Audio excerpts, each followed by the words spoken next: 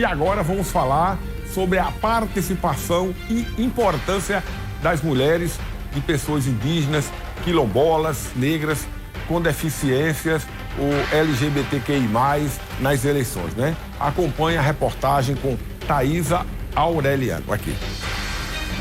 As mulheres representam 53% do eleitorado brasileiro, mas só ocupam 17% das câmaras municipais, 15% da Câmara dos Deputados e 12% no Senado e nas prefeituras. Muitas delas ainda sofrem violência política de gênero, são humilhadas, ameaçadas para dificultar a campanha eleitoral ou ainda o mandato eletivo. Para esta cientista política, se elas ocupassem mais os espaços da administração pública, seria bom para a democracia como um todo.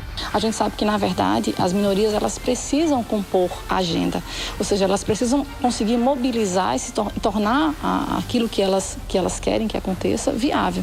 E para isso é imprescindível que você tenha uma representação no Congresso. A democracia se faz a partir de uma representação plural. Sem uma representação plural, sem que você tenha num país tão diverso, grupos diversos lá presentes, expondo os seus desejos e suas vontades, a gente não tem uma democracia efetiva. A falta de diversidade na política pode ser vista como um reflexo da maneira que a sociedade trata o público feminino. Nós mulheres somos a maioria da população, somos a maioria do eleitorado, mas infelizmente ainda somos as menos eleitas no nosso país. Nas diversas casas, nos diversos espaços de poder também. Isso é oriundo da como a sociedade trata a mulher nesses espaços. Isso é oriundo do machismo que vem enraizado, da misoginia, da lógica de pensar que a mulher tem que ocupar outros espaços e não esses espaços políticos e de poder. Como fazer para a gente mudar isso? Construir novas regras, pensando nessa possibilidade de ampliação das mulheres, desses espaços de poder. Ter paridade, alguns partidos já têm paridade nas suas bancadas. Também uma construção é as mulheres votando em mulher. Isso muda também a realidade e traz uma outra representação nossa para esses espaços de poder. Infelizmente, elas não estão sozinhas. Fazem parte dessa minoria com pouca representatividade na política, ainda os negros, os indígenas, as pessoas com deficiência e a população LGBTQI-AP+.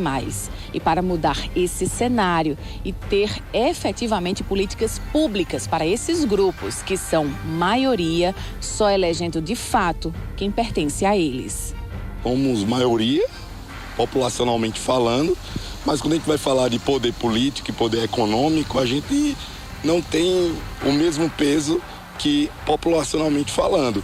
Porque historicamente na nossa sociedade, quem predomina politicamente e economicamente é um grupo, um pequeno grupo, que é de homens brancos, não é?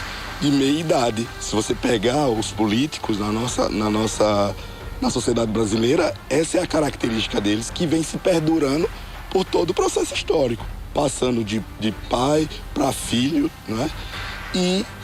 E vai dominando, controlando politicamente e economicamente nosso país. Por isso que a população negra e a população indígena não é bem representada nos meios políticos, né? A passos lentos, a realidade tem mudado, segundo os especialistas. Já tem cota que obriga a participação de mulheres como candidatas e o repasse de verbas para a campanha. Mas quando a legislação impuser que elas ocupem os cargos, a realidade vai ser bem diferente. É preciso uma série de ações conjuntas. Uma ação relevante para isso é o próprio dispositivo legal. Então, quando você tem decidido esse ano, né, que já vem de uma decisão anterior do STF, que vai ser corroborada, em reservar 30% das vagas em partidos políticos para as mulheres, e você, além disso, distribui o fundo especialmente para esse grupo, e além de você também oferecer em percentual específico, uma participação na propaganda eleitoral, isso já é um elemento importante, de fato.